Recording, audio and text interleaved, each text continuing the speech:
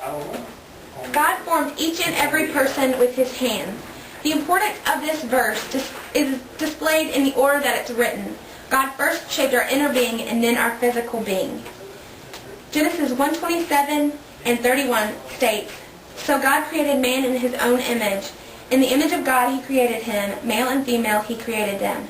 God saw all that he had made, and it was very good." The creator of the universe made each and every person in his image, and he liked what he created. In 1 Corinthians 6:19-20 it says, "Didn't you realize that your body is a sacred place, the place of the Holy Spirit? Don't you see that you can't live however you please, squandering what God paid such a high price for? The physical part of you is not some piece of property belonging to the spiritual part of you. God owns the whole works, so let people see God in and through your body." Would one go into a sanctuary and vandalize it by throwing rocks through the windows? No, one would never dream of destroying God's temple of worship. For the same reason, we should not destroy the temple of the Holy Spirit, which is also known as our bodies. We can destroy our bodies by the negative words we speak and listening to the words of disapproval from others. When a woman of God is tempted to denigrate her physical appearance because of the image the media in the world around her portrays, she must remember that her body and spirit belong to God. He has made her beautiful because she is created in his image. There are so many negative images of how women should look displayed within the media. This beauty is an unattainable goal for the average woman. When women strive to reach these goals, it could result in serious mental and physical harm, or cause her to become nothing more than an object for visual pleasure. But there is a better way to define a woman's beauty. If she surrenders her heart and life to God, he will show her what true beauty is. In conclusion, Regina Franklin writes this of a virtuous woman. Knowing that only God can sustain her, she stands in the face of fear and resolves not to give up. She recognizes that the things of God are the only things that matter. Seeking after the things of Christ, she lives a life of integrity. She is a fighter, a survivor, a woman of strength. She is beauty, she is you. And I'm done.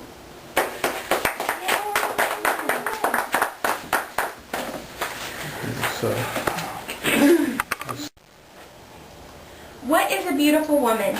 Teen Vogue says, finding yourself and what makes you happy and healthy is always in fashion, but also runs ads for breast enhancement tablets for $229.95. You too can grow bigger boobs, feel more beautiful and sexier than ever, and have more self-esteem and more confidence. These are the kind of mixed messages the media is sending to young women in our society. We must love ourselves the way we are, but at the same time, the beauty standards are set exceptionally high in advertisements and in Hollywood fashion. In the world women live in today, it seems almost impossible to get away from the beauty stereotypes seen on television, in movies, and in magazines. Where can a woman find refuge from the message that is displayed nearly everywhere in the media? Contrary to the image our society portrays, the Bible shows women a deeper meaning of beauty. Proverbs 31:30 says, "Charm is deceptive and beauty is fleeting, but a woman who fears the Lord is to be praised." Within the Bible, true beauty comes from the heart rather than from a woman's physical beauty. Our society is filled with physical images that a woman must portray, but the Bible presents a better alternative for measuring a woman's beauty, her heart. Britney Spears, Jessica Simpson, and Beyonce Knowles all have one major thing in common. They are all physically beautiful. They are thin, they have flawless skin, and big boobs. This idea of perfection that the media portrays is extremely far-fetched and unattainable for most.